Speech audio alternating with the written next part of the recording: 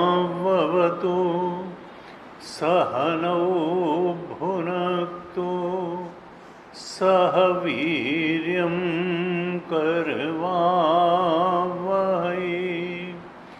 तेजस्विनावधीतमस्तु मा विद्विषावहै।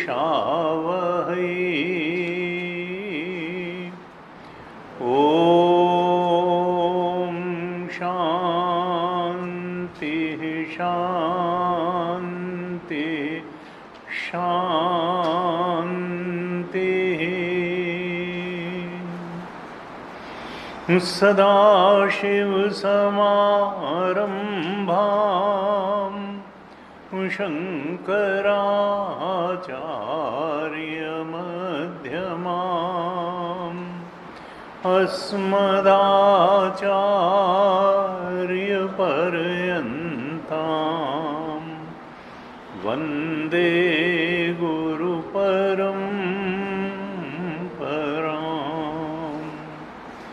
अज्ञानतिमिरान्धस्य ज्ञानाञ्जनशलाकया चक्षुरुन्मीलितं येन तस्मै श्री गुरवे नमः। तस्मै श्री गुरवे नमः। सच्चिदानन्दरूपाय विश्वोत्पत्त्यादिहेतवे तापत्रयविनाशाय श्रीकृष्णाय वयं नुमः। यं प्रव्रजन्तमनुपेतमपेतकृत्यं द्वैपायनो विरहकातराजुहाव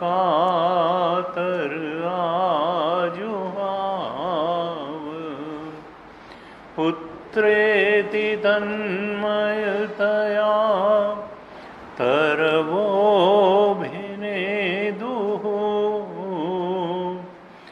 तं सर्वभूतहृदयं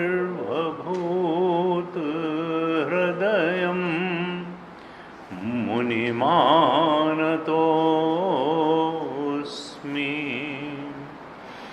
तं सर्वभूतहृदयं मुनिमानतोऽस्मि।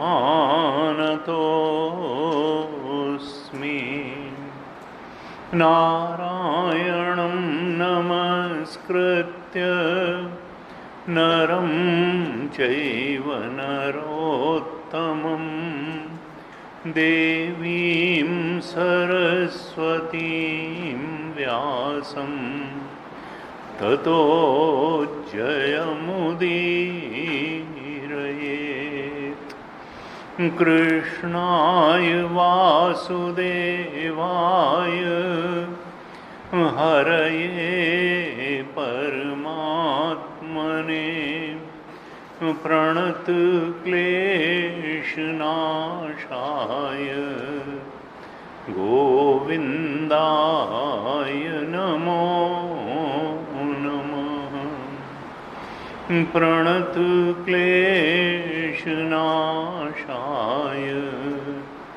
गोविन्दाय नमो नमः।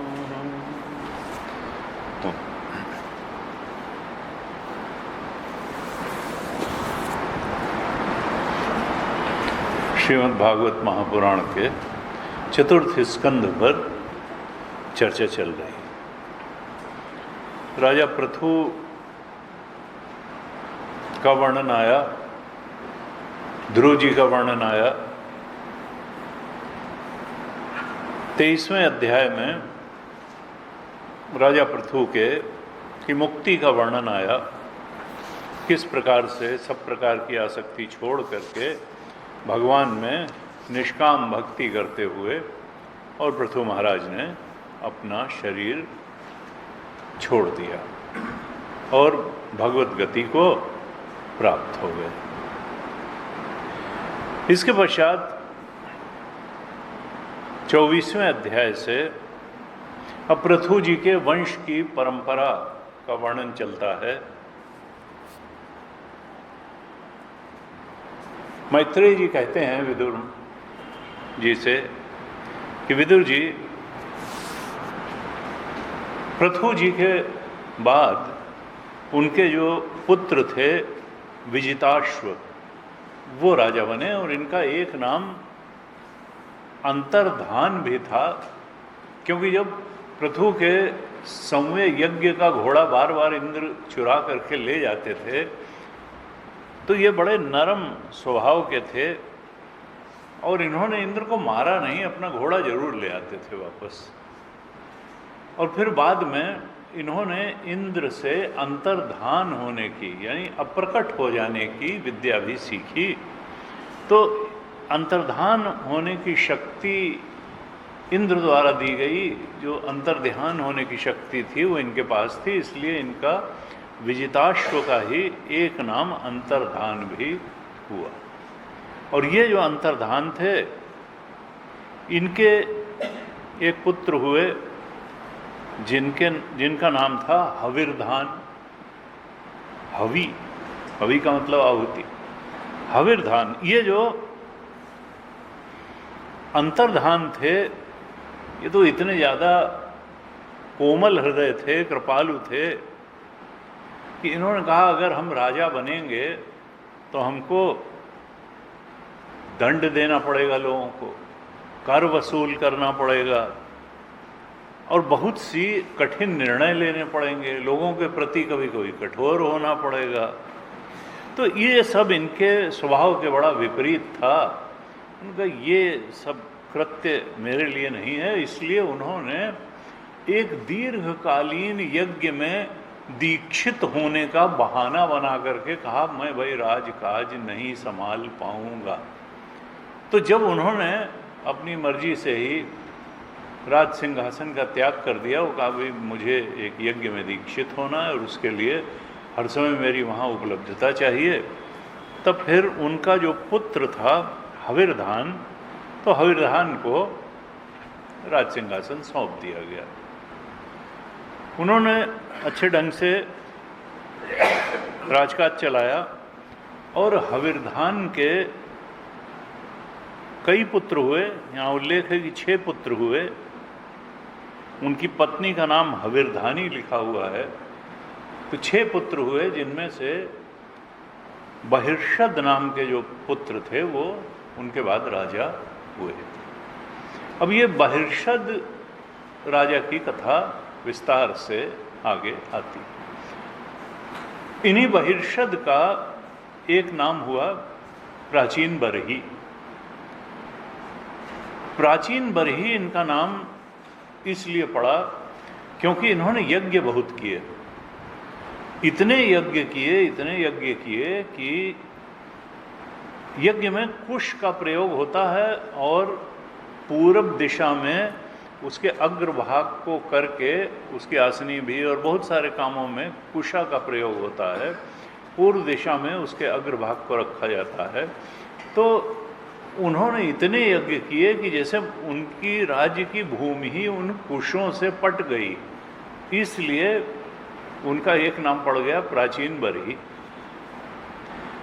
इन्होंने प्राचीन बरही ने समुद्र की कन्या जिनका नाम था शतद्रुति, उनसे विवाह किया और इन प्राचीन बरही के 10 पुत्र हुए जो बहुत ही धर्मज्ञ थे, धर्म के अनुसार चलने वाले थे, धर्मात्मा थे, संत परायण थे, प्रभु परायण थे, भक्त थे। और इनसे जब इनके पिता ने कहा कि भाई सृष्टि को बढ़ाना है और आप लोग जो है संतान उत्पत्ति के कार्य में लगिए, तो इन्होंने फिर तुम थोड़ा 1-2 ऐसी कम कर दो, बंद कर दो, 1-2 हमारा वाला भी बंद कर दो। तो इन्होंने जब इनके पिता प्राचीन बरही ने इन प्रचेताओं को कहा कि तुम संतान उत्पत्ति करो, तो फिर ये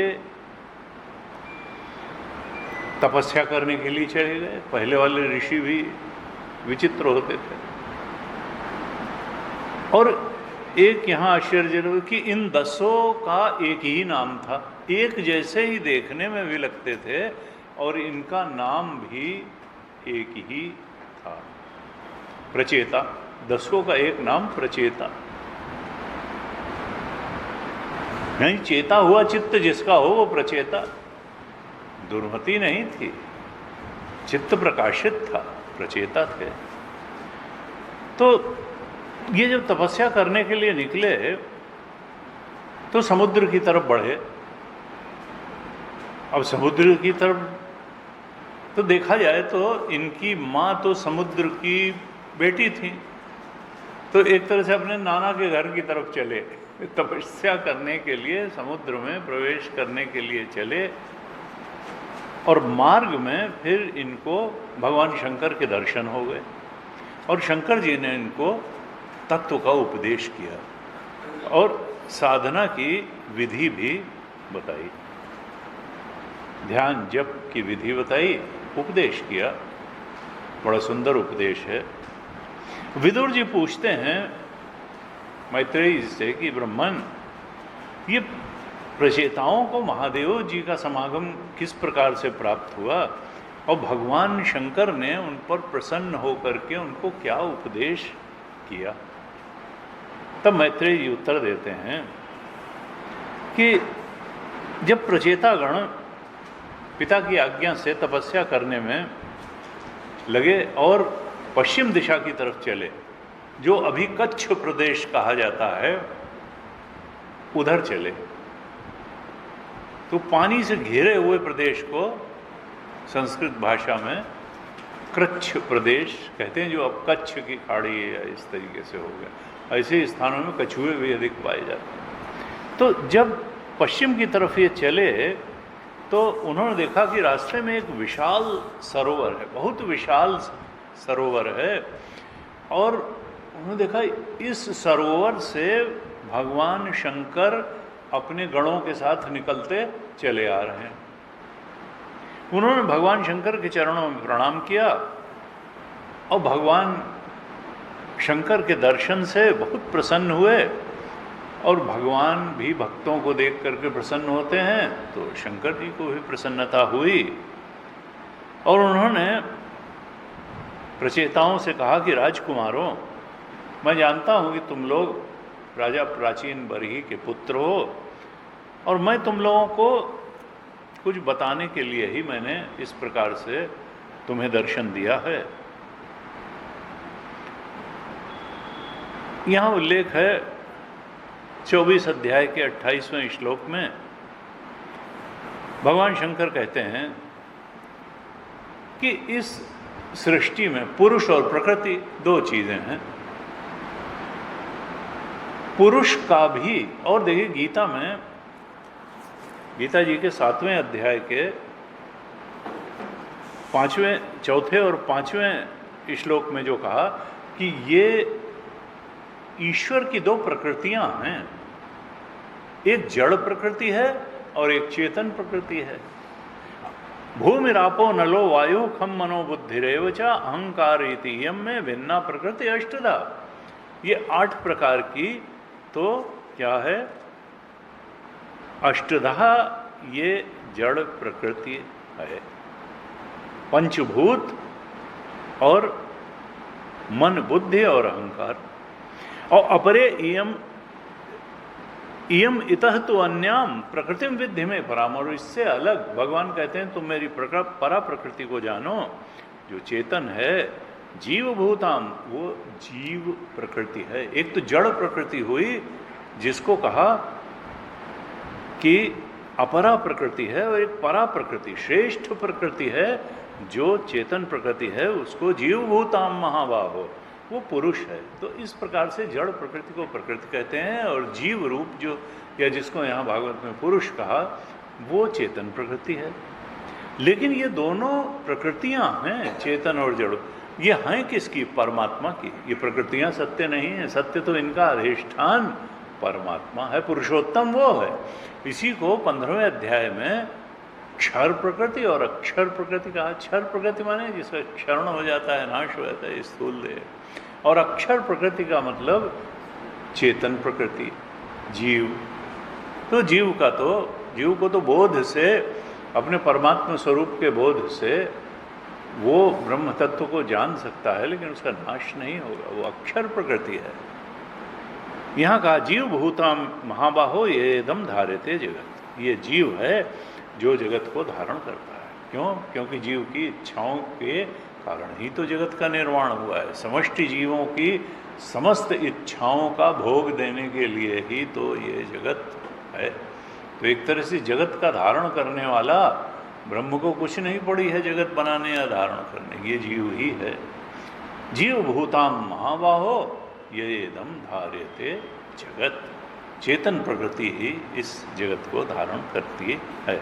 तो यहाँ भगवान शंकर कहते हैं 28वें श्लोक में कि जो व्यक्ति अव्यक्त प्रकृति और जीव नामधारी जो पुरुष है, इन दोनों का जो नियामक है भगवान ईश्वर वासुदेव, उसकी शरण लेता है, वही मुझे परम प्रिय है।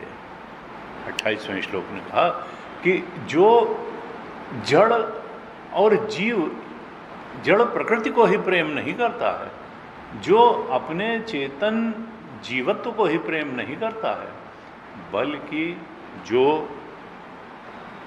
भगवान को, जो इन दोनों का अधिष्ठान भगवान है, उसको प्रेम करता है, वो मुझे परम प्रिय है। जो भगवान का अनन्य भक्त है, वो भगवान को ही प्राप्त कर लेता है, वो अपने ओंकार स्वरूप को प्राप्त कर लेता है। तुम लोग तो भगवत भक्त हो, और भगवान के भक्त होने के नाते तुम लोग मुझे उतने ही प्रिय हो जितने भगवान मुझे प्रिय हैं। भगवान शंकर कहते हैं कि भक्त भी मुझे भगवान के समान ही प्रिय हैं। फिर कहते हैं कि देखो, मैं तुम्हें एक बहुत पवित्र और कल्याणकारी स्तोत्र बताता हूँ। तुम लोग साधना के लिए जा रहे हो, तपस्या के लिए जा रहे हो, तो इस स्तोत्र का जप करते हुए तुम लोग तप करना। और फिर ये श्लोक 33 से वो स्तोत्र आता है जिसको रुद्र गीत भी कहते हैं भागवत का। रुद्र भगवान जो है, भगवान शंकर की स्तुति है। भगवान शंकर स्वयं भगवान की स्तुति इस रूप में करते हैं। तो भगवान रुद्र उसके बाद स्तुति करने लगे। स्तोत्र का मतलब यही है कि जिसके माध्यम से भगवान की स्तुति की जाए। स्तुति का मतलब मांग नहीं होता है, लेकिन प्रार्थना में तो अर्थना, प्रकर्षेण अर्थना, जब प्रार्थना करते हैं तो उसमें कुछ मांगते हैं, लेकिन स्तुति जब करते हैं तो स्तुति का अर्थ है भगवान के बारे में जो हमारी समझ है उसको हम भगवान के सामने निवेदन करते हैं, जिससे कि अगर कोई गलती है हमारी समझ में तो भगवान उसको ठीक कर देंगे, हमें वो ज्ञान दृष्टि दे देंगे जिससे हमारी बुद्धि भगवत सत्ता के संबंध में, भगवान के स्वरूप के संबंध में हमारी बुद्धि में स्पष्टता आ जाए। तो यहाँ भगवान शंकर स्तुति करते हैं, कहते हैं भगवान आप तो आत्मस्वरूप हो और सबके अंदर आत्मा बनकर के आप ही बैठे हुए हो। मेरे अंदर भी जो चेतन है वो आप ही हो और सबके अंदर चेतना बनकर के जो तत्व बैठा हुआ है वो भगवत तत्व है। भगवान आप ही सबके अंदर हो, मेरे अंदर भी हो, आप ही सबके अधिष्ठाता हो और आप स्वयं प्रकाश हो। न तत्र सूर्यो भाति न चंद्र तारकम नेमा विद्युतो भांति कुतो यमग्नि तमेव भांतम अनुभाति सर्वम तस्य भाषा सर्वमिदम विभाति। उसके भासने से ही, ये इंद्रियों, आँख की ज्योति अपनी नहीं है, बुद्धि में जो जानने की शक्ति है, जो बुद्धि ज्योति भी इसकी नहीं है, मन की ज्योति इसकी नहीं है, इंद्रिय ज्योति इसकी नहीं है, सूर्य की ज्योति अपनी नहीं है, चंद्रमा की ज्योति अपनी नहीं है, अग्नि की ज्योति भी अपनी नहीं है, सब उस आत्म ज्योति के कारण ज्योतित हैं और ये उसको कभी प्रकाशित नहीं कर सकते हैं। आत्मा स्वयं प्रकाश है और बाकी जितने प्रकाशों को हम जानते हैं वो सब उद्धार के लिए हुए ज्योतियां हैं, जिनकी परम ज्योति आत्मदेव हैं, परमात्म देव हैं, राम जी हैं। विषय करण सुरजीव समेता सकल एक ते एक सचेता और तिन्हकर परम प्रकाशक जोई राम अनादि अवधपति सोई। वो परम प्रकाशक को ही मैं राम जी कह रहा हूँ, वही अयोध्या के राजा के रूप में उनका वर्णन है। तिनकर परम प्रकाशक जोई राम अनादि अवधपति सोई। वो जो परमात्मा है वो परम प्रकाशक है, उसके प्रकाश से सब कुछ प्रकाशित है। उसके बाद हमारे यहाँ जो देवता कहे जाते हैं उनका भगवान शंकर उल्लेख करते हैं कि अहंकार के देवता भगवान संकर्षण हैं, बुद्धि के अधिष्ठाता प्रद्युम्न हैं, मन के अधिष्ठाता अनिरुद्ध हैं और चित्त के अधिष्ठाता स्वयं प्रकाश भगवान वासुदेव आप ही हैं। चित्त के संचालक वासुदेव कहे जाते हैं। कहते हैं आप ही पितृलोक को प्राप्त कराने वाले प्रवृत्ति रूप कर्म हैं और देवलोक को प्राप्त कराने वाले निवृत्ति रूप कर्म भी आप ही हैं। यानी प्रवृत्ति रूप कर्म भी आपकी सत्ता से सत्तावान है और निवृत्ति कर्म भी आपकी ही सत्ता। वेद ही तो दोनों प्रकार के कर्मों का उपदेश करते हैं और वेद सर्वार्थ प्रकाशक। लेकिन प्रवृत्ति रूप कर्म की सीमा क्या है? पितृलोक की प्राप्ति। और निवृत्ति कर्म कहाँ तक पहुँचाता है? देवलोक तक पहुँचा देता है, ब्रह्मलोक तक, इष्टलोक तक पहुँचाता है। कहते हैं आप ही सब कुछ के एकमात्र आश्रय हैं। ये चार वाणियाँ हैं, वैखरी है, मध्यमा है, पश्यंती है और परा है। वैखरी का मतलब जिसमें मैं बोल रहा हूँ आप सुन रहे हैं, और मध्यमा का मतलब फुसफुसा करके बोलना कि हम तो सुने और दूसरे न सुने, और पश्यंती का मतलब मन मन में ही जप किया जाए, जैसे तो पश्यंती वाणी का जप होता है। अब होंठ हिल ही नहीं रहे, कोई शब्द निकल रहे, लेकिन मन में जप चल रहा है, पश्यंती, मन मन में जप हो रहा है और हम देख रहे हैं जप होते। और फिर परावाणी, जपे न जपाओ अपने से आवे, वो तो अदृश्य वाणी है परावाणी। लेकिन इन चारों स्तर की वाणियों की अभिव्यक्ति आपके द्वारा ही होती है। आप ही इनके रूप में अभिव्यक्त हैं, इनकी सामर्थ्य के रूप में आप ही हैं। आपको नमस्कार है। फिर कहते हैं भगवान शंकर कि प्रभु, जो लोग अपने चित्त की शुद्धि चाहते हैं उन्हें आपके रूप का हमेशा ध्यान करना चाहिए। भगवान की मुस्कान का, भगवान के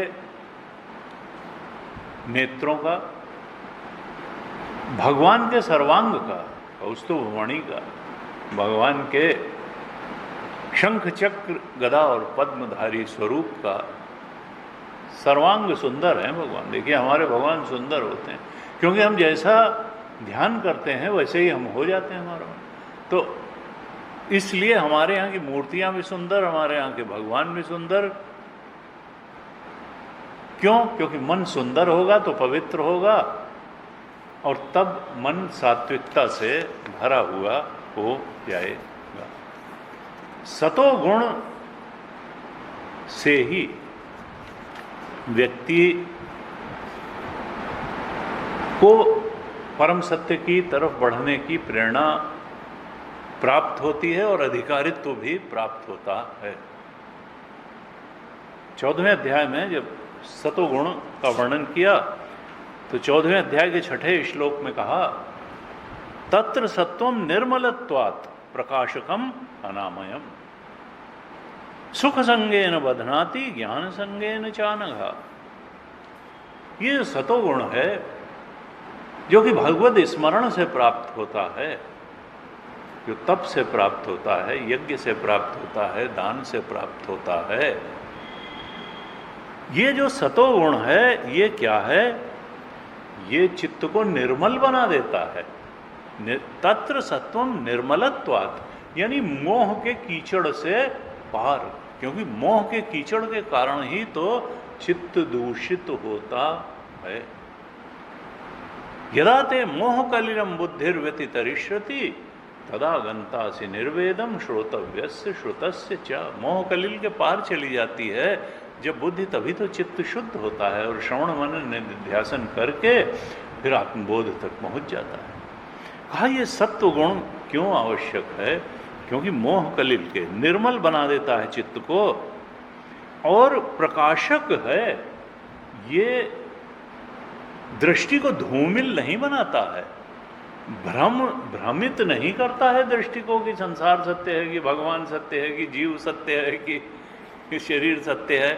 न प्रकाशकम, ये तो बताता है कि सत्य क्या है और असत्य क्या है। प्रकाशक है, बुद्धि को सत्य के प्रकाश से भर देता है सतोगुण।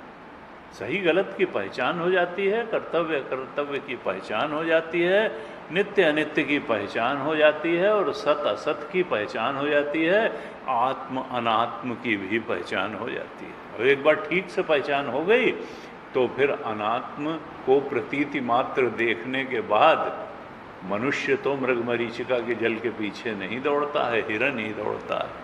अगर हम जान लें कि जिसको हम सुखद माने बैठे हैं वो तो असल में दुखद है, तो फिर भागेंगे क्यों उसके पीछे। कहा सत्य वस्तु को प्रकाशित करता है ये अनामयम, ये निरोगी बना देता है।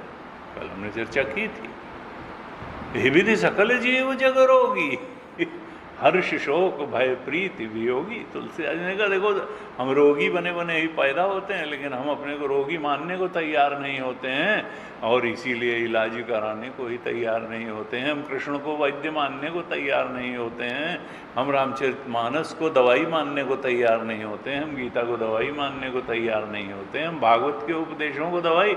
इस दवाई के बिना ना हमारा रोग जाएगा न दुख जाएगा। हम अपने डॉक्टर खुद बन जाते हैं और न रोग को पहचान पाते हैं न दवाई कर पाते हैं, और फिर कहते हैं सुख दुख तो बस ये तो जिंदगी का यही है, सुख और दुख। तो यहाँ पर मुक्ति की राह हम पकड़ नहीं पाते हैं, जो सुख दुख के दोनों से परे की राह है। तो यहाँ कहा अनामयम, ये सत्व गुण हमको निरोगी बनाता है। यानी जितने ये मनोरोग हैं, आसक्तियां हैं, काम क्रोध लोभ मोह मद मत्सर घृणा वैमनस्य, इन सब को दूर भगा के फेंक देता है। ये सब रजोगुणी तमोगुणी बातों को हटा देता है। चित्त बिल्कुल शुद्ध निर्मल पवित्र हो जाता है। सुख संगेन, आत्म सुख की तरफ बढ़ा देता है। सुख संगेन बधनाति, और आत्मज्ञान की तरफ बढ़ा देता है। सुख संगेन बधनाति ज्ञान संगेन च अनघ। हे निष्पाप अर्जुन, ये सतोगुण जो है ये आत्मानंद की तरफ बढ़ा देता है। सुख संगेन बधनाति और ज्ञान संगेन च अनघ, ये आत्मज्ञान और आत्म सुख की तरफ बढ़ा देता है, चित्त को निर्मल। इसलिए बार बार जो है सुख की बात गीता जी में भगवान कहते हैं। दूसरे अध्याय के 45वें श्लोक में भी कहा, त्रैगुण्य विषया वेदाः निस्त्रैगुण्यो भवार्जुन। वेद 3 गुणों के अंतर्गत रहने वाली ही बात करते हैं कि ऐसी वेदी बनाओ, ऐसे कर्मकांड में तुम मत फंसो, क्योंकि फिर कर्म जो है उसका फल कभी शाश्वत नहीं होगा। कर्म से जो प्राप्त होगा वो काल में नष्ट हो जाएगा। निस्त्रैगुण्यो भवार्जुन, तुम तो तीनों गुणों के ऊपर जाओ, और तीनों गुणों के ऊपर जाने का रास्ता चित्त को सात्विक बनाने से हो के ही जाता है। तो कहा इसलिए निर्द्वंद्व, तुम राग द्वेष से ऊपर उठ जाओ, समता में स्थित रहो, निर्द्वंद्व रहो और नित्य सत्वस्थ हो।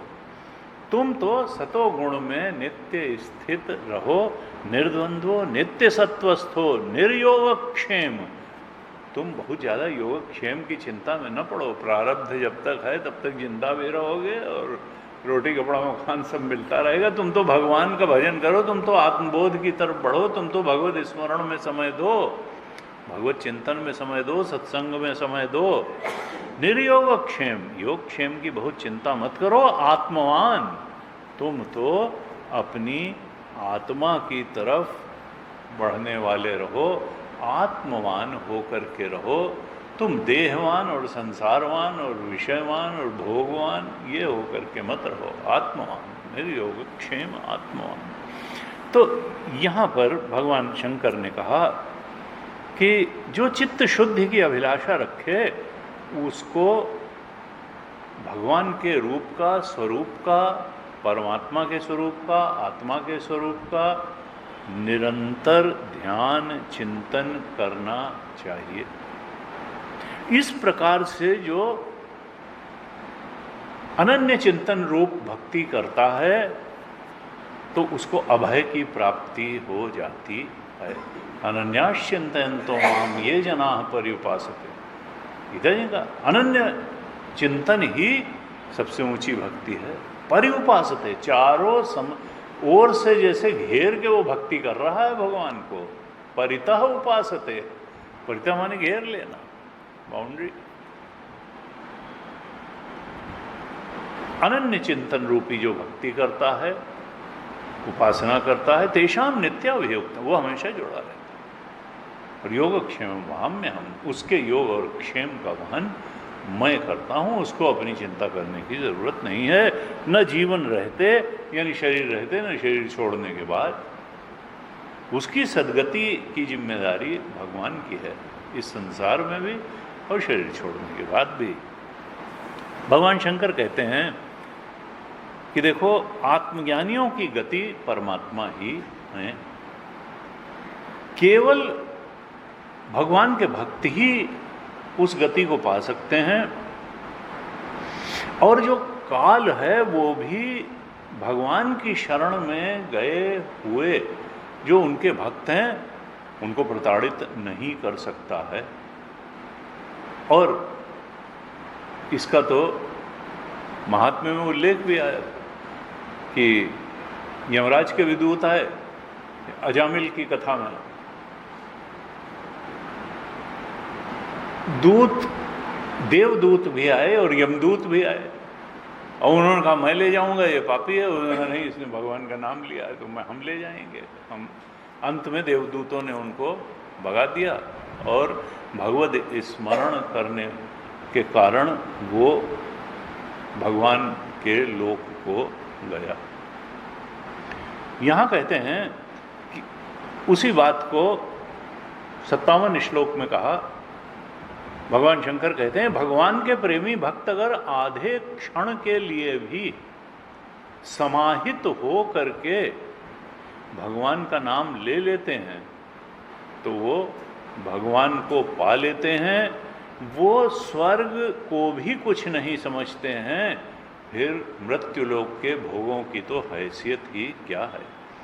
भगवद स्मरण उन्हें पाप से मुक्त कर देता है, दुख से मुक्त कर देता है, वासनाओं से मुक्त कर देता है, इच्छाओं से मुक्त कर देता है और भगवद भजन में और भगवद रस में डुबो देता है। तुलसी बाबा ने लिखा कि एक घड़ी आधी में पुनियाद और तुलसी संगत साधु की हरे कोटि अपराध। अगर सत्संग, सच्चे साधु का संग आधी घड़ी की आधी भी मिल जाए, एक घड़ी का मतलब करीब करीब होता है 45 मिनट, यानी 10 मिनट के लिए भी अगर सत्संग, एक घड़ी आधी में पुनियाद, तुलसी संगत साधु की हरे कोट, तो तुम्हारे पाप जो हैं कट जाएंगे। क्योंकि पाप भी हैं तो मिथ्या ही, माया के में ही हैं। पाप पुण्य दोनों जीव के ही तो करते हैं। जब जीवत्व ही अगर नष्ट हो गया तो पाप पुण्य का आधार कहाँ बचेगा। का जो जीवों के प्रति दया करता है, राग द्वेष से रहित चित्त वाला है, सरल चित्त वाला है, ऐसे उन साधु पुरुषों का संग हमको हमेशा प्राप्त होता रहे। ये स्तुति करते हैं भगवान से कि सत्संग अवश्य मिलता रहे। बार बार हमारे ग्रंथों में कहा गया कि सत्संग से बढ़ के कोई साधन नहीं, क्योंकि संत संग अपवर्ग कर और कामी भव कर पंथ। सत्संग तो हमको मुक्ति की तरफ, मोक्ष की तरफ बढ़ा देगा, अपवर्ग की तरफ बढ़ा देगा। और अगर कामी पुरुष, संसार की कामनाएं रखने वाले का ही संग हम करते रहे तो वो हमारी बुद्धि ऐसे कर देगा, अरे संसार को पाने से बड़ा कहाँ, ये सब गप्पबाजी में गीता भागवत की कहाँ पढ़े हो। तो संत संग अपवर्ग कर और कामी भव कर पंथ, कहाँ ही संत कवि कोविद श्रुति पुराण सदग्रंथ, ऐसे उत्तरकांड में आई चौपाई दोहा है। तो ये मांगते हैं एक प्रकार से कि हमको ऐसे श्रेष्ठ संतों का संग हमेशा मिलता रहे, जिनके चित्त में जीवों के प्रति दया है, जिनका चित्त राग द्वेष से रहित है, जिनका चित्त सरल है। ऐसे उन श्रेष्ठ भक्त जनों का संग भगवान ऐसी कृपा करें कि हमको सदा मिलता रहे। फिर भगवान ये रुद्र गीत में आता है 59 श्लोक में कि जिस साधक का चित्त भक्ति योग में दृढ़ता से रम गया है, वो अब बाहर विषयों में नहीं भटकता है। यानी दो अवस्थाएं ऐसी हैं जिसमें हमारा चित्त बाहर भटकता है, जागृत में भी भटकता है, स्वप्न में भी भटकता है। लेकिन अगर भक्ति की प्रगाढ़ता हो जाए तो जागृत में भी ये चित्त संसार में न भटक के भगवान में ही रमण करेगा। और सुषुप्ति में भी जब होगा तो अज्ञान में लीन होने के बजाय भगवान में ही लीन होगा। यहां ये कहा कि जिस साधक का चित्त भक्ति योग से अनुग्रहित होकर के विशुद्ध हो जाता है, वो न तो बाह्य विषयों में भटकता है और न अज्ञान रूप प्रकृति में ही लीन होता है, क्योंकि सुषुप्ति में हम अज्ञान रूप प्रकृति में लीन हो जाते हैं। वो कहाँ होता है?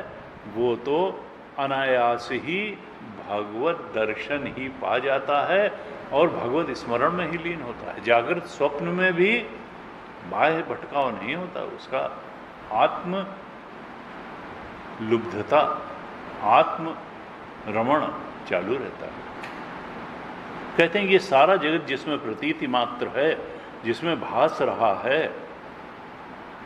वो ब्रह्म तत्व भी आप ही हैं।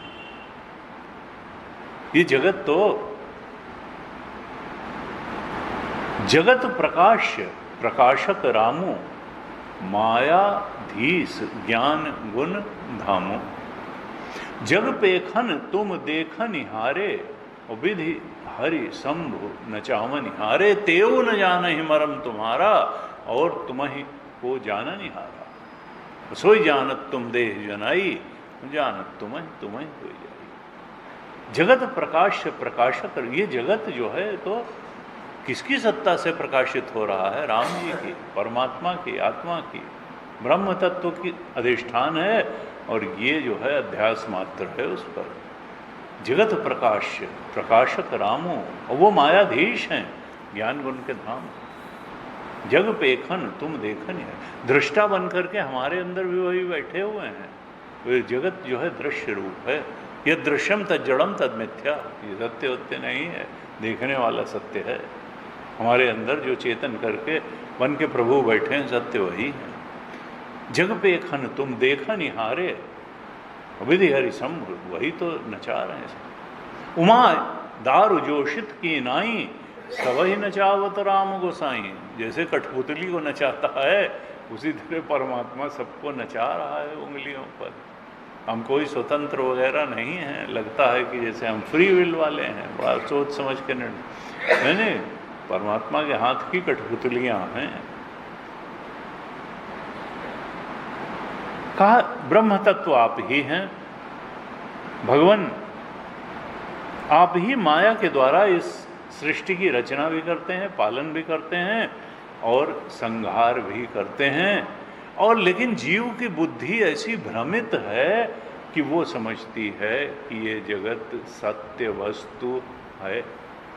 अज्ञान के कारण आपके द्वारा ही रचित ये जो अविद्या माया है, इसके कारण जीव भगवान को तो समझता नहीं है सत्य, और जगत को सत्य समझता है। वो समझता है कि ये जगत सदवस्तु है। आपने इस तरीके से अपनी माया से इस जगत की रचना कर दी कि ये माइक जगत, अध्यस्त जगत, प्रतीति मात्र जगत, आभास मात्र जगत सत्यवत लगता है।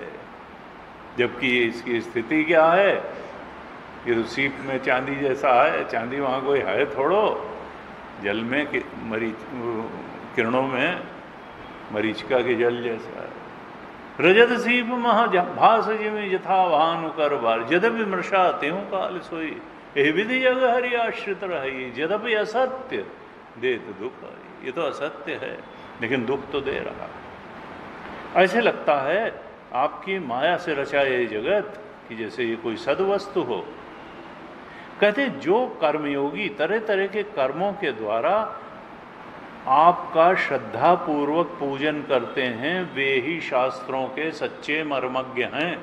अर्थात कर्म करना है तो भगवत प्रेरणा से करो, इच्छा प्रेरणा से न करो। कर्मयोग क्या होगा? देखिए भागवत में कर्मयोग का उल्लेख आ गया। 62वें श्लोक में कहते हैं कि जो कर्मयोगी, यानी कर्मों के द्वारा पूजन, ये कोई गीता की ही बात नहीं है, यहाँ भागवत में भी है। 62 श्लोक में कहा कि जो कर्मयोगी तरह तरह के कर्मों द्वारा आपके स्वरूप का श्रद्धापूर्वक भली भांति पूजन करते हैं, वे ही वेदों और शास्त्रों के सच्चे मर्मज्ञ हैं। कर्म को गीता में क्या कहा? 9वें अध्याय के शायद 27वें श्लोक में कहा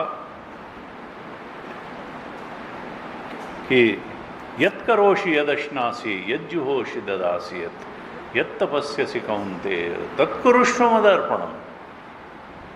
यत् कर, जो भी करो मुझे अर्पित करके करो, मेरी प्रेरणा से करो, फल मुझे अर्पित करो। यत् करोषि, जो खाओ तो भी समझ लो कि वैश्वानर को हम भोजन चढ़ा रहे हैं, सहज हवन होते। यत् करोषि यज्जुहोषि, हवन करो तो भी उसको भगवान को समर्पित करो, कुछ पाने की इच्छा से नहीं। तप करो तो उसका भी फल भगवान को अर्पण करो। यत् तपस्यसि कौन तत्कुरुष्व मद अर्पणम। तुम्हारा तो एक एक कर्म मेरी पूजा बन जाए, मुझे अर्पित करके हो। यहाँ यही कहा कि कर्मयोगी अपने कर्मों द्वारा जब भगवान का भली भांति पूजन करते हैं तो समझो उन्होंने ही वेद शास्त्र के असली अर्थ को समझ लिया। कहते हैं आप ही जीव रूप से प्राणियों के शरीर में प्रवेश करते हैं। ये जो चेतना बैठी हुई है जीवों में, इस चेतना के रूप में आप ही जीवों के शरीरों में प्रविष्ट हैं। और वो जो आपका अंश जीव है वो आपको तो भूल जाता है और वो तुच्छ विषयों को भोगना शुरू कर देता है। आपके उस अंश को ही जो इंद्रियों द्वारा संसार के तुच्छ विषयों को भोगने लगता है उसी को पुरुष या जीव कहते हैं। कहते हैं आपको भूल जाने और संसार के विषय भोगों को बहुत बड़ी चीज मान करके उनको भोगने में लग जाने के कारण इस जीव की क्या दुर्गति होती है कि वो मोहग्रस्त हो जाता है, वो प्रमादी हो जाता है। वो इस चिंता में ही हर समय लगा रहता है कि अब ये काम करना है, अब ये काम करना है, अब ये काम करना है। कर्म बंधन में ही फंसा रहता है, उसका लोभ बढ़ जाता है, उसकी विषयों की लालसा कभी पूरी ही नहीं होती है, हमेशा बनी रहती है। और जैसे यहाँ दृष्टांत दिया है कि भूख से जीभ लपलपाता हुआ सर्प जैसे किसी चूहे को चट कर जाए, इसी तरीके से आपका जो काल स्वरूप है वो इसी आपाधापी में उसकी जिंदगी बीतते बीतते एक दिन अचानक आपका जो काल रूप है उसको चट कर जाता है, उसे सहसा लील लेता है काल। और वो सोचता है कि अरे अभी तो बहुत से काम बाकी रह गए, बहुत सी इच्छाएं बाकी रह गईं पूरी करना, बहुत से काम बाकी रह गए। और वो यही गति है, वो प्रमादवश मोहवश लोभ बढ़ जाता है, लालसा होती है। कभी गीता जी विहाय कामान्य सर्वान पुमांश्यर्ते, ये लॉन्गिंग नहीं होनी चाहिए। काहे की लॉन्गिंग, परमात्मा मिल गया तो उससे बड़ी कोई लॉन्गिंग होगी? स्पृहा क्या हो, सत्य की स्पृहा होनी चाहिए, माया की स्पृहा कहाँ, माया की जगत की स्पृहा क्या। निर्ममो निरहंकार सशांतिम अधिगच्छति ऐशा ब्राह्मी स्थिति पार्थ। यहाँ अहम और मम मिथ्या चीज में हम अहम बुद्धि किए बैठे हैं और मिथ्या चीज में काम चला हुआ है। फिर कहते हैं भगवान शंकर ये उपदेश करने के बाद कहते हैं कि राजकुमारों तुम लोग अब मेरे कहे हुए इस स्तोत्र का जप करते रहो और अपने स्वधर्म का आचरण करते रहो, विशुद्ध भाव से रहो और निश्चित रूप से भगवान तुम्हारा मंगल करेंगे। कहते हैं ये जो स्तोत्र है ये योगादेश, योग का आदेश नाम का जो स्तोत्र है ये मैंने तुम्हें सुनाया है। और ये स्तोत्र कोई मैंने ही पहली बार नहीं, पूर्व काल में ये ब्रह्मा जी ने भृगु आदि अपने पुत्रों को ये रुद्र गीत, ये उपदेश सुनाया था। इस प्रकार से रुद्र गीत का उपदेश करने के बाद में फिर कहते हैं कि 75 श्लोक में कहते हैं श्रेयसाम इह सर्वेषाम ज्ञानम निःश्रेयसम परम सुखम तरति दुष्पारम ज्ञाननोह व्यसन अर्णवम। श्रेयसाम इह सर्वेषाम, इस लोक में जितने भी मनुष्य के कल्याण के साधन हैं उनमें सबसे श्रेष्ठ साधन कौन सा है? देखिए अर्जुन भी पूरी गीता में यही पूछता रहा, यश्य यह सात निश्चितम ब्रोहितन में शिष्यस्ते हम शाधिमाम त्वाम प्रपन्नम। मैं आपका शिष्य हूँ, जो मेरे लिए सबसे श्रेयस्कर हो उसे ही आप बताइए। तीसरे अध्याय में भी कहता है कि तद एकम वद निश्चित्य येन श्रेयो हम आपने, मुझे तो वो बात बताइए जो सबसे श्रेष्ठ हो, श्रेयस्कर हो, जिससे मैं परम श्रेय को प्राप्त कर लूँ, वही बताइए। आप कभी कर्मयोग बता देते हैं, कभी सांख्य योग, कभी भक्ति योग। 5वें अध्याय में भी कहता है संन्यासम करणाम कृष्ण, पहले ही श्लोक में पुनर्योगम च संशसि यच्छ्रेयतयोरेकम तन्मे ब्रूहि सुनिश्चितम। कोई एक बात जो मेरे लिए सबसे अच्छी हो, श्रेयस्कर हो, उसको निश्चित करके भगवान मुझे बता दीजिए। और भगवान भी देखिए, वहाँ पर हमने चौथे अध्याय का जब अध्ययन किया था, तो चौथे अध्याय में भगवान ने 38वें श्लोक में कि नहीं ज्ञानेन सदृशम पवित्रम ही विद्यते, ज्ञान के समान पवित्र करने वाला 4:38 में भगवान ने कहा था, यहाँ कुछ और नहीं है। नहीं ज्ञानेन सदृशम पवित्रम ही विद्यते तत्स्वयं योग संसिद्ध कालेन आत्मनिविद। उसके द्वारा, ये आत्मज्ञान के द्वारा अंतःकरण शुद्ध हुआ मुमुक्ष आत्मा को पा जाता है। श्रवण मनन निधिध्यासन द्वारा अपने अंदर ही उस परम सत्य को पा जाता है। 36वें श्लोक में कहा था कौन पा जाता है? केवल वही। कहा अपि चेदसि पापेभ्य सर्वेभ्य पाप कृतमा। 4:36 में कहा था जो पापियों में भी सबसे बड़ा पापी हो।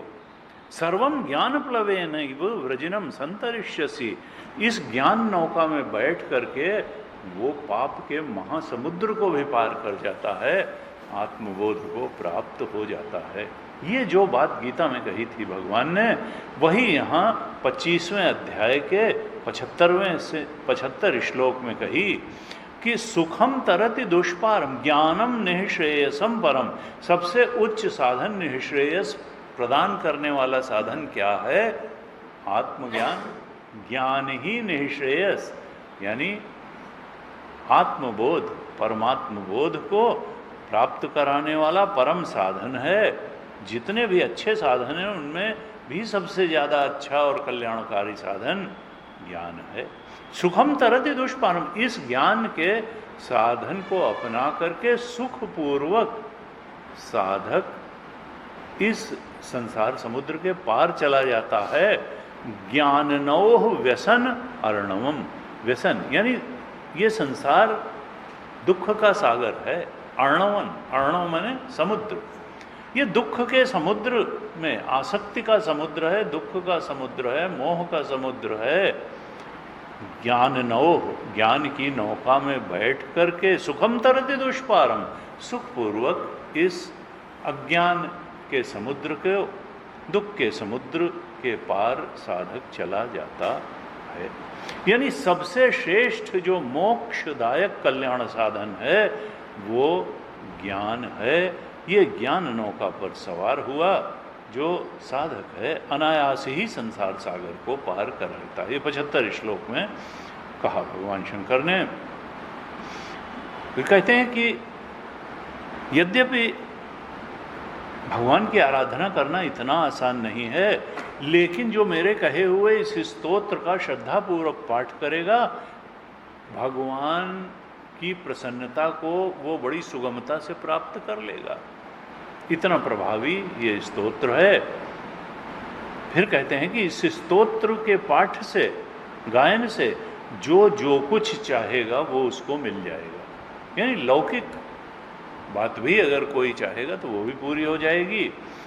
और जो पुरुष कहा इसको सुनता है या सुनाता है, वो सब प्रकार के कर्म बंधनों से मुक्त हो जाता है। भागवत जी में हर साधना की एक फलश्रुति बताई है, तो कहा कर्म बंधन से मुक्त हो जाएगा। और अगर इसका पाठ करता है तो यो यदिच्छसि तस्य तत्, जो जिस चीज़ की इच्छा करता है उसको वो प्राप्त हो जाता है। कठोपनिषद में ओंकार जप के लिए यही कहा, एतदालंबनम श्रेष्ठम एतदालंबनम परम एतदालंबनम ज्ञात्वा यो यदिच्छसि तस्य तत्। ये जो ओंकार है, एकाक्षर मंत्र है, ये भगवान का सबसे सुंदर नाम है, श्रेष्ठ नाम है। एतदालंबनम श्रेष्ठम, ये सबसे श्रेष्ठ आलंबन है भगवत स्मरण के लिए, ओंकार। एतदालंबनम, एतदालंबनम ये परम आलंबन है। और इसको जान करके जागृत, स्वप्न, सुषुप्ति और तुरीय, यही तो आ वो माँ और मात्रा है।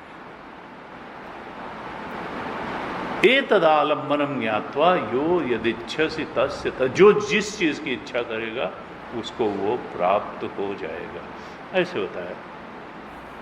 अब ये 25वें अध्याय में रुद्र गीत का प्रसंग आने के बाद ये 24वें अध्याय में आया।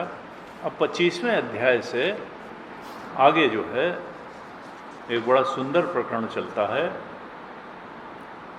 29वें अध्याय तक। 25, 26, 27, 28, 29 5 अध्यायों में एक प्रकरण आता है जो है पुरंजनोपाख्यान। पुरंजन का उपाख्यान अब भागवत जी में इसका वर्णन आया और इसमें बड़ा गूढ़ संदेश छुपा है कि ये कर्मकांड में बहुत ज़्यादा व्यक्ति की रुचि होती है और उपनिषद भी कहते हैं, गीता भी कहती है कि देखो कर्मकांड तुमको ज़्यादा स्वर्ग तक दे सकता है, मुक्ति नहीं दे सकता है कर्मकांड, क्योंकि कर्म से जो भी प्राप्त होगा वो काल में नष्ट हो जाएगा। तो स्वर्ग जैसी परिस्थिति थोड़ी यहाँ मिल सकती है और थोड़ी बाद में। गीता जी में भी भगवान ने सावधान किया। दूसरे अध्याय के 42वें श्लोक में कहा, याम इमाम पुष्पिताम वाचम प्रवदन्ति अविपश्चिता। जो अविवेकी हैं वही बड़ी रमणीय बात में भाषा में बताते हैं। वेदवाद रता पार्थ न अन्यत अस्ति इति वादिना, कि भाई ये ब्रह्मज्ञान में कुछ नहीं, बस कर्मकांड ही सबसे बड़ी चीज है। ये कहा अविवेकी ऐसा कहते हैं, अविपश्चित अविवेकी ऐसा कहते हैं। कहते हैं क्यों? कामात्मान स्वर्ग परा, क्योंकि ये लोग कामना पूर्ति चाहते हैं। इनका स्वभाव कैसा है? कामना पूर्ति वाला है। कामात्मान स्वर्ग परा, और ये स्वर्ग जैसी स्थिति ही चाहते हैं, स्वर्ग चाहते हैं जन्म। लेकिन ये क्या होगा? जन्म कर्म फल प्रदाम, ये बार बार जन्म भी इसमें होता रहेगा, क्योंकि क्षीणे पुण्य मर्त्य लोकम विशंति। स्वर्ग एक टेम्परेरी जगह है, 5 स्टार जैसी। पुण्य की पूंजी जब तक रहेगी वहाँ रहोगे, नहीं फिर चलो पुनर्मूषको भव, फिर से मनुष्य देह में आओ। तो ये कर्म से जो फल प्राप्त होगा बहुत अच्छा सुंदर हो सकता है, इंद्रियों को सुख देने वाला, लेकिन फिर उससे जन्म मृत्यु का चक्कर समाप्त नहीं होगा, मुक्ति नहीं होगी। ये जन्म भी मिलता रहेगा और कर्म ही से तो जन्म होता है। कर्म क्रिया विशेष बहुलाम, ये जो वेदों का भी कर्मकांड पार्ट है, ये अनेक क्रियाएं बताता है, लेकिन इसकी गति क्या है? भोग ऐश्वर्य गतिम प्रति। इससे भोग और ऐश्वर्य की ही प्राप्ति होती है, इससे मुक्ति की प्राप्ति नहीं होती, इससे परमात्म बोध की प्राप्ति नहीं होती है। ये तो जन्म और कर्म के बंधन को चलाते रहने वाली है। फिर 44 में भी कहा, भोग ऐश्वर्य प्रसक्ता नाम, जो भोग और ऐश्वर्य से जिनकी बुद्धि आसक्त है, तया अपहृत चेतसाम, और भोग और ऐश्वर्य से जिनकी चेतना का हरण हो गया है, विवेक बुद्धि का हरण हो गया है, उनको इस संसार के भोग और ऐश्वर्य ही सबसे बड़ी बात लगते हैं। भोग ऐश्वर्य प्रसक्ता नाम तया अपहृत चेतसाम व्यवसायात्मिका बुद्धि, वो ये निश्चय कर ही नहीं पाते कि संसार को पाना श्रेयस्कर है कि भगवान को पाना श्रेयस्कर है, मुक्ति श्रेयस्कर है या स्वर्ग श्रेयस्कर है, संसार के भोग श्रेयस्कर है। व्यवसायात्मिका बुद्धि, उनकी निश्चयात्मिका बुद्धि ही नहीं बन पाती है, क्योंकि वो कर्मकांड और स्वर्ग और अभी भोग ऐश्वर्य में प्रसक्त रहने वाली बुद्धि में ही उलझे हुए हैं। व्यवसायात्मिका बुद्धि बनी नहीं, भगवत परायण बुद्धि बनी नहीं, भगवत स्मरण में रस उनको आया नहीं, तो समाधव न विधीयते, उनको सत्संग में उनकी समाधि स्वाध्याय में उनको रुचि डूब नहीं पाते, गहराई से ध्यान में डूब नहीं पाते, आत्मरमण में डूब नहीं पाते हैं। कहा उनकी बुद्धि अभी भटक रही है, निश्चयात्मिका नहीं बन पाई है, ध्यान की है योग्यता रहती है, इसलिए फिर कहा था, जो अभी हमने थोड़ी देर पहले श्लोक पढ़ा था, कि निर्द्वंद्व नित्य सत्वस्थो, तुम तो द्वंद्व से ऊपर उठ जाओ, तुम जान लो कि पाने योग्य क्या है और काम चलाने के लिए क्या है। ये संसार काम चलाऊ चीज़ है, रोटी कपड़ा मकान ये देगा, लेकिन परम तृप्ति देना इस संसार के बस की बात नहीं है, क्योंकि जीव चेतन को परम तृप्ति तो अपने ईश चेतन स्वरूप के बोध से ही मिलेगी और किसी तरह से नहीं मिल सकती। कितना अच्छा खाना खा लेगा, कितने भोग पदार्थ प्राप्त कर लेगा, इस जीव की तृप्ति उससे होगी नहीं। इसकी तृप्ति तो अपने परमात्म चेतन स्वरूप का बोध प्राप्त करके ही होगी, और उसका रास्ता सतोगुण से होके जाता है। इस प्रकार से अब यहाँ पुरंजनोपाख्यान का प्रारंभ होता है। ये एक प्रकार का आख्यायिका है। नारद जी प्राचीन बरही को ये आख्यान सुनाते हैं। मैत्रेय जी कहते हैं, विदुर जी, प्रचेता लोग जो भगवान शंकर द्वारा रुद्र रीत का उपदेश किया गया था, तो 10,000 साल तक इस स्तोत्र का जप करते रहे जल में खड़े होकर के। और जब ये प्रचेता, तब जो इनके पिताजी थे प्राचीन बरही, उनका मन तो कर्मकांड में बहुत रम गया, और उन्होंने क्या किया कि अब कर्मकांड में जो विधि विधान होते हैं उसमें यज्ञ पशु भी होता है, और उस यज्ञ पशु की बलि भी दी जाती है। तो एक तरह पशुओं का वध, धर्म के नाम पर पशु बलि दी जाती है, उसको यहाँ पे देखिए बता रहे हैं कि भाई ये ठीक नहीं है। निरपराध पशुओं को धर्म के नाम पर मार देना, ये जो है कहाँ तक इसको धार्मिक क्रिया माना जाए। कहता उस समय राजा जो प्राचीन बरही थे, उनका चित्त कर्मकांड में बहुत रम गया, और तब नारद जी आए और उन्होंने प्राचीन बरही को उपदेश दिया। 25वें अध्याय के 4थे श्लोक में कहा, श्रेयस्त्वम कतमद्राजन कर्मणा आत्मन इह से दुख हानि सुख अवाप्ति श्रेय तत् न इह च इष्यते। ये जो तुम कर्मकांड में पड़े हुए हो, पशु बलि दे दे करके यज्ञ करने में पड़े हुए हो, इससे तुमको कौन से परमानंद की प्राप्ति हो जाएगी, कौन से श्रेय की प्राप्ति हो जाएगी। क्योंकि श्रेय कहते किसको हैं, जब दुख का आत्यंतिक नाश हो जाए और परम आनंद की प्राप्ति हो जाए तो उसको तो श्रेय कहते हैं, कल्याण कहते हैं। और ये जो तुम पशु बलि कर रहे हो यज्ञ के नाम पर, इससे न तो तुम्हारे दुख का नाश होगा, न परमानंद की प्राप्ति होगी, क्योंकि ये तो कर्मों से मिलता नहीं है। परम चीज तो ज्ञान से ही मिल सकती है। कर्म की हो ही स्वरूप ही चीन है, कर्म से जो भी प्राप्त होगा काल में नष्ट हो जाएगा। अगर दुख हानि थोड़ी प्राप्त भी हो गई तो वो काल में नष्ट हो जाएगी, फिर से दुख आ जाएगा। आनंद की थोड़ी प्राप्ति भी हुई तो काल में नष्ट हो जाएगी, फिर से जो है तुमको आनंद की खोज करनी। तो इसलिए ये तुम कर्मकांड जो कर रहे हो, ये तुम्हारे लिए लाभदायक है या नुकसानदेह है।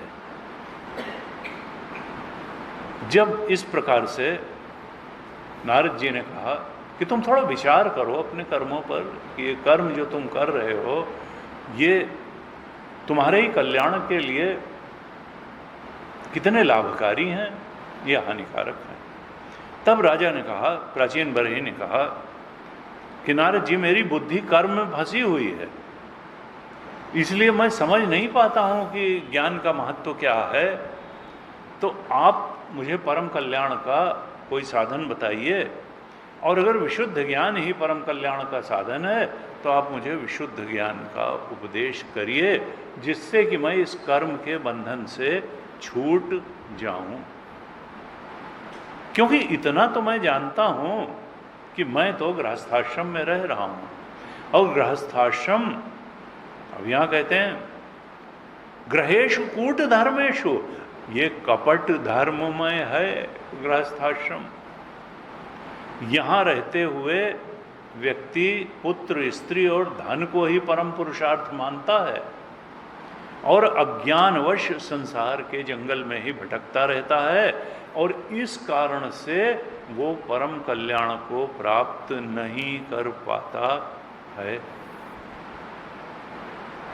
ऐसे जब उन्होंने अपनी स्थिति का वर्णन किया कि मुझे तो कुछ समझ में नहीं आती है ज्ञान की बात, मैं तो कर्म बंधन, अगर वो बंधन है भी तो मैं तो वही जानता हूँ, अगर इससे ऊपर कोई विशुद्ध ज्ञान है तो आप उसका उपदेश करिए मुझे। तब नारद जी ने कहा कि राजन, तुम जरा देखो, तुमने अपने इन यज्ञों में जिन हजारों पशुओं की बलि दी है वो सब आकाश में बैठे हुए हैं और तुम्हारा वहाँ वेट कर रहे हैं, तुम्हारा इंतजार कर रहे हैं कि कब तुम वहाँ जाओगे तो वो अपने लोहे के से सींगों से तुमको जो है टॉर्चर कर करके, कष्ट पहुँचा करके पूरा अपना बदला लेंगे। वो तुम्हारी अपनी पीड़ाओं की याद कर करके बदला लेने के लिए तुम्हारी बाट जो हो रहे हैं और बहुत क्रोध में भर करके बैठे हैं, अपनी सींगों से तुम्हें आघात पहुंचाएंगे। ये तुम जान लो, ये नहीं है यहाँ तुम राजा हो और तुम उन पे भारी पड़ गए तो हर समय तुम ही भारी हो। तुम्हारा जीव भी, जैसे तुमने उनके जीव को कष्ट दिया, ऐसे ही तुम्हारा जीव भी कष्ट पाएगा और माध्यम वही बनेंगे। फिर कहते हैं कि देखो राजन, मैं इस विषय में स्थिति स्पष्ट करने के लिए तुमको एक प्राचीन उपाख्यान सुनवाता हूँ। ये इस उपाख्यान में राजा पुरंजन का चरित्र कहा गया है, तुम इसको सावधान होकर के सुनो। इससे तुमको कर्मकांड के संबंध में जो दूषित पक्ष है उसका वो बहुत स्पष्टता के साथ तुम्हें उजागर हो जाएगा। इसका महत्व क्या है, लेकिन इसका नेगेटिव साइड क्या है।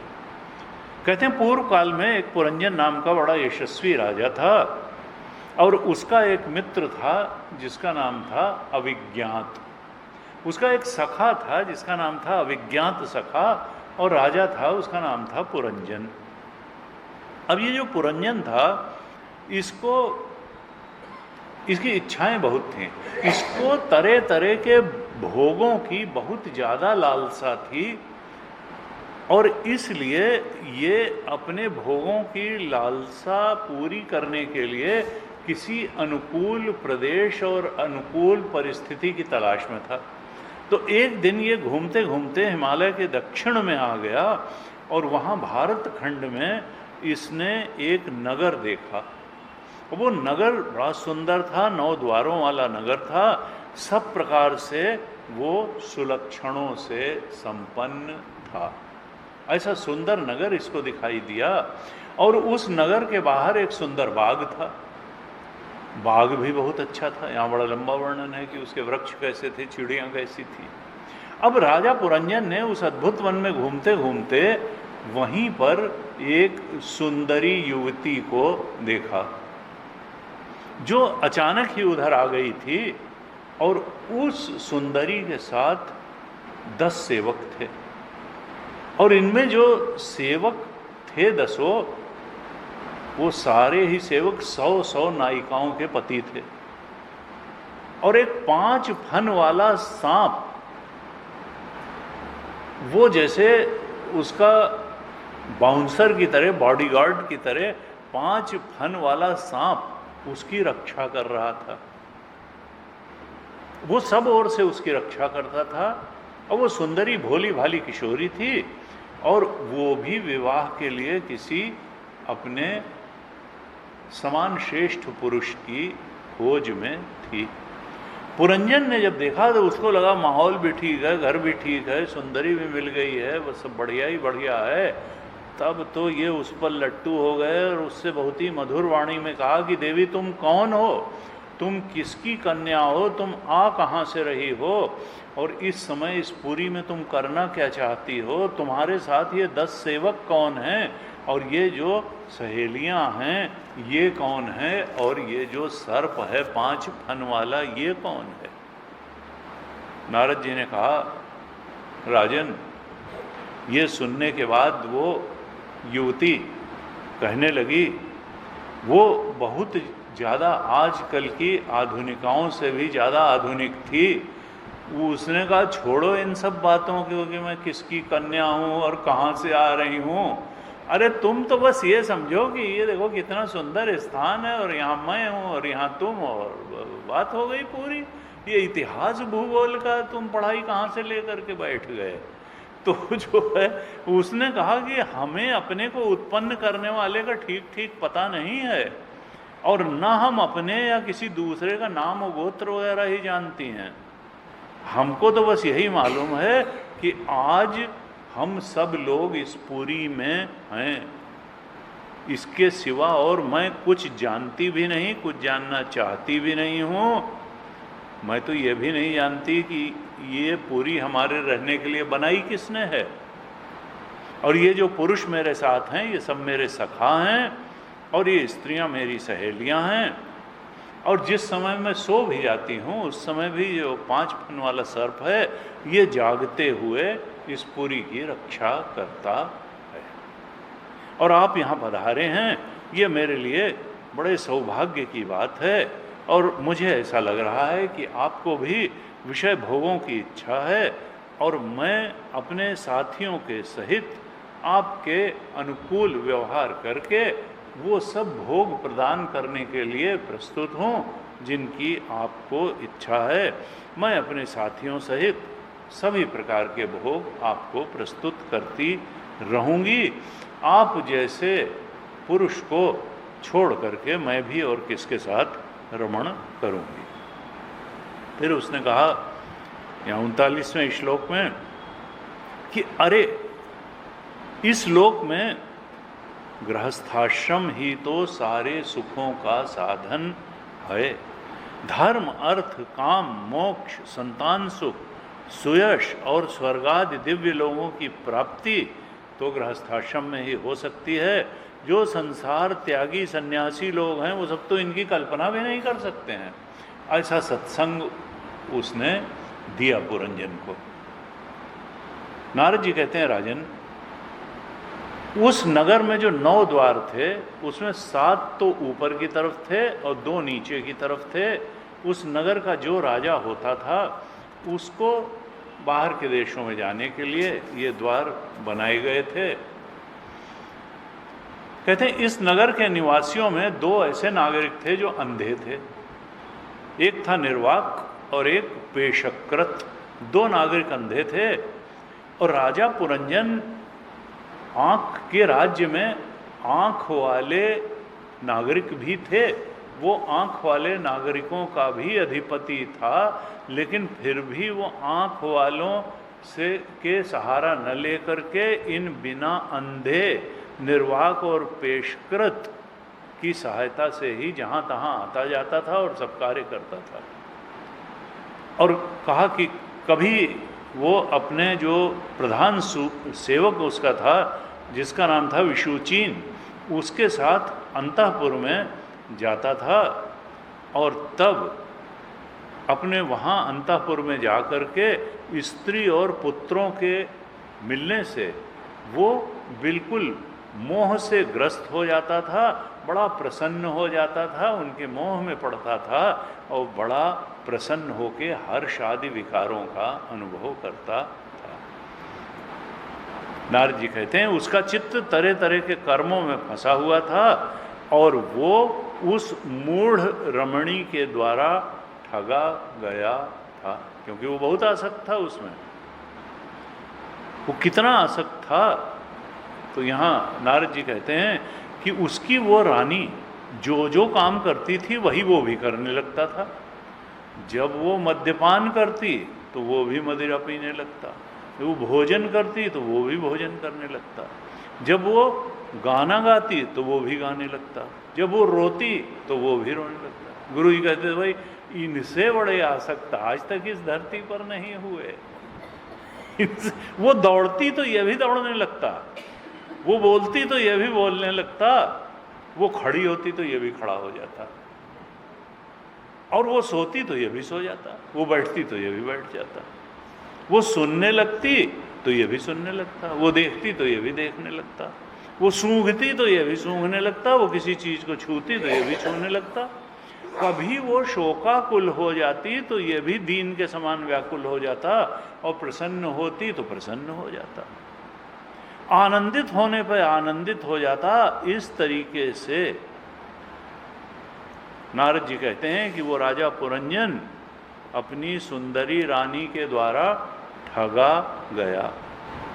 कहते हैं वो मूर्ख पाले हुए बंदर के समान उसका अनुकरण करता रहता था। अब ये तो एक मोटा मोटा बताया है इन्होंने कथानक के रूप में, आख्यान के रूप में, लेकिन इसका बड़ा गूढ़ार्थ है जो अभी बाद में यहाँ वर्णन आने वाला है कि ये पुरंजन कौन है। हमारे ही इस जीवन में पुरंजनी कौन है, पुरंजन कौन है, 5 फनों वाला सांप कौन है, उसके सेवक सेविकाएं कौन हैं, मोह से ग्रस्त कौन है, उसका दौड़ना खेलना चलना उठना बैठना रोना प्रसन्न होना क्या है, इस सब का विस्तार से अभी जो गूढ़ार्थ है उसका उल्लेख करने वाले हैं, और उसके माध्यम से उपदेश भी करने वाले हैं कि देखो केवल इस संसार में ही जो है रह जाना ठीक नहीं है, और जो उसका सखा है अविज्ञात सखा,